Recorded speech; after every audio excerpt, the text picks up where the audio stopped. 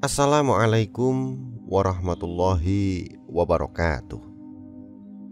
Kisah ini bersumber dari cerita langsung oleh Habib Mudhir Al-Musawa yang sudah diterjemahkan. Pada Kamis 28 Januari 2009, subuh berjamaah yang cukup banyak dan merupakan subuh terbanyak setelah ratusan tahun hampir tidak ada sholat subuh di Masjid An-Nur. Suatu hal yang menarik dan mengejutkan adalah hewan-hewan yang berkhidmat pada kami ketika saya keluar menuju masjid untuk sholat subuh. Sungguh hati ini membatin. Wahai Allah, rumah ini tidak ada kuncinya, terbuka begitu saja, hanya dilengkapi pengganjal pintu dari dalam dan luar. Sedangkan di kamar ada laptop dan benda-benda elektronik berharga lainnya. Dan para penjaga semua sholat subuh kutitipkan padamu, wahai Allah. Sepulang saya dari masjid, saya kaget. Di pos penjagaan depan rumah duduk 2 ekor kambing yang bangun sambil duduk menjaga dengan kepala tegak. Lalu seekor kambing lagi duduk siaga di depan pintu rumah sambil bersimpuh. Tidak ada orang yang bisa masuk kecuali harus menginjaknya lebih dahulu. Saya terpana.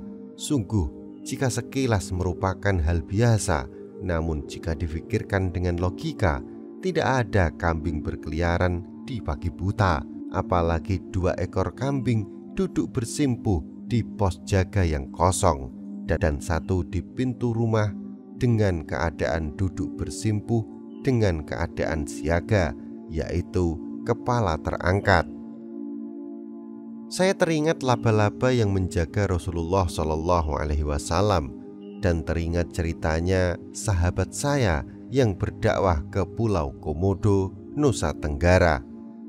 Tidak ada orang yang datang ke masjid saat maulid dikumandangkan, maka tak satu pun orang hadir. Maka keluarlah rusa-rusa liar dari hutan berdatangan keluar masjid, dan banyak komodo, bahkan Raja Komodo yang sudah 40 tahun tidak pernah keluar dan terlihat. Hewan sangat besar dan langka itu datang dan muncul bersimpuh di dekat masjid mendengar maulid Nabi Muhammad SAW hingga selesai. Masyarakat dan turis yang datang di Pulau Komodo berdatangan bukan ingin hadir maulid, tapi kaget menonton Raja Komodo itu.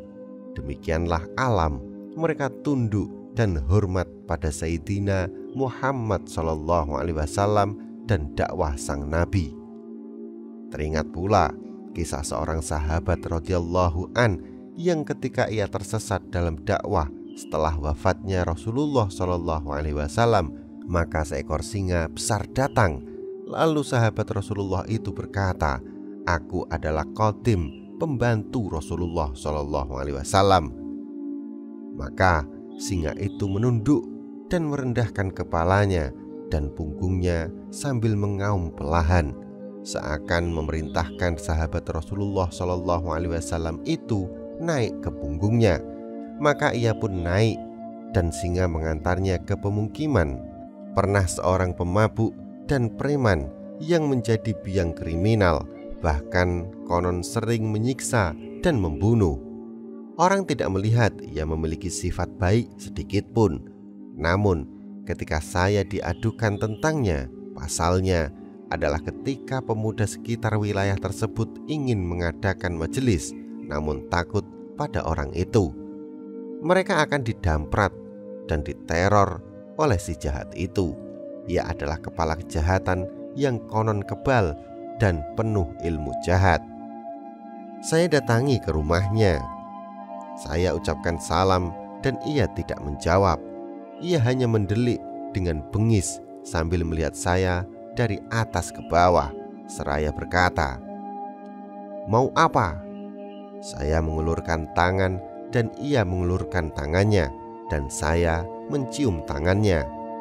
Lalu saya pandangi wajahnya dengan lembut dan penuh keramahan. Saya berkata dengan suara rendah dan lembut, "Saya mau mewakili pemuda sini untuk mohon restu dan izin pada Bapak agar mereka diizinkan membuat majelis di musola dekat sini." Ia terdiam, roboh terduduk di kursinya dan menunduk. Ia menutup kedua matanya. Saat ia mengangkat kepalanya, saya tersentak. Saya kira ia akan menghardik dan mengusir. Ternyata wajahnya merah dan matanya sudah penuh air mata yang banyak. Ia terseduh-seduh berkata, "Seumur hidup saya belum pernah ada kiai datang ke rumah saya. Lalu kini Pak Ustadz datang ke rumah saya, mencium tangan saya. Tangan ini belum pernah dicium siapapun. Bahkan anak-anak saya pun jijik pada saya dan tidak pernah mencium tangan saya. Semua tamu saya adalah penjahat, mengadukan musuhnya untuk dibantai, menghamburkan uangnya pada saya agar saya mau berbuat jahat lagi dan lagi. Kini datang tamu minta izin pengajian pada saya. Saya ini bajingan. Kenapa minta izin pengajian suci pada bajingan seperti saya?" Ia menciumi tangan dan kaki saya sambil menangis. Ia bertobat, ia sholat dan meninggalkan minuman keras dan kriminal. Konon dia ini sering mabuk. Jika sudah mabuk, maka tidak ada di kampung itu yang berani keluar rumah. Namun kini berbalik, ia menjadi pengaman di sana. Tidak ada orang mabuk berani keluar rumah jika ada dia. Dia menjadi koordinator musola. Ia mengatur teman-temannya, para preman, untuk membersihkan musola. Dipaksanya para anak buahnya harus hadir majelis, dan demikianlah keadaannya. Ia bertempat di Legoa, Priok, tempat yang sangat rawan dengan kriminal. Orang di wilayah itu jika saya datang mereka berbisik-bisik, "Jagoan selatan lagi, ketemu jagoan utara." Mereka kira saya mengalahkannya dengan ilmu, padahal hanya kelembutan Nabi Muhammad SAW yang saya gunakan. Hingga kini jika saya jumpa dengan beliau, ia pasti menangis memeluk saya. Saya pernah bercanda dengan menelponnya.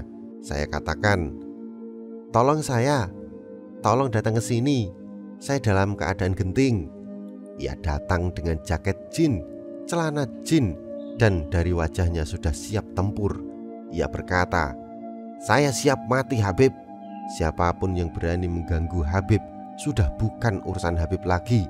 Biar saya yang urus, dan saya janji akan memotong kupingnya dan membawakannya pada Habib." Saya berkata, "Naik saja ke mobil Pak." Ia pun naik. Saya masuk ke majelis dan mengajaknya hadir. Ia berkata, "Mana orangnya Habib?" Saya katakan, "Tidak," sambil tertawa. "Cuma mau mengajak Bapak ke majelis saya. Kangen saja." Ia pun lemas dan tertunduk malu. Saya menganggapnya ayah angkat saya hingga kini. Kejadian lain adalah ketika paman saya mengadakan perjalanan dari Lampung ke Jakarta. Ia bersama anak-anaknya. Ketika masuk pelabuhan Bakauni, ia melihat seorang berwajah bengis dan menakutkan sedang duduk di pintu pelabuhan. Paman saya bersalaman padanya dengan lembut. Si garang itu tidak menjawab dan wajahnya tanpa ekspresi sedikit pun dan acuh saja. Maka lalu paman saya membeli tiket kapal yang ternyata dipalsu oleh calo. Ia terjebak dalam penipuan. Maka ketika paman saya kebingungan dan mulai dikerubuti orang yang menonton, maka si garang itu muncul. Semua orang mundur melihat ia datang. Lalu ia berkata, "Ada apa Pak?" Paman saya bercerita akan penipu itu. Si garang berkata, "Bagaimana ciri-ciri orang itu?" Paman saya menceritakannya. Lalu si garang pergi beberapa menit dan kembali sambil menyeret orang itu yang sudah babak belur dihajarnya. Ia berkata kepada penipu itu, "Kamu sudah menipu keluarga saya. Ini keluarga saya." Sambil menunjuk pada paman saya. Rupanya si Garang itu preman penguasa pelabuhan itu. Bagaimana ia bisa mengakui paman saya sebagai saudaranya? Kenal pun tidak, cuma hanya karena paman saya mengucap salam padanya dengan ramah. Walau wajahnya tidak berekspresi saat itu, tapi ternyata hatinya hancur. Ia malu dan haru. Mungkin seumur hidupnya belum pernah ada orang mengucap salam padanya dengan hormat. Bagaimana tanggapan Anda dengan kisah ini? Silahkan sampaikan di kolom komentar. Jangan lupa untuk melihat dan menonton video lainnya di Kisah Karomah Wali atau KKW Channel. Dan jika Anda rasa video ini bermanfaat, silahkan like, subscribe, dan bagikan video ini ke seluruh jaringan yang Anda miliki. Wallahu a'lam bishawab. Wassalamualaikum warahmatullahi wabarakatuh.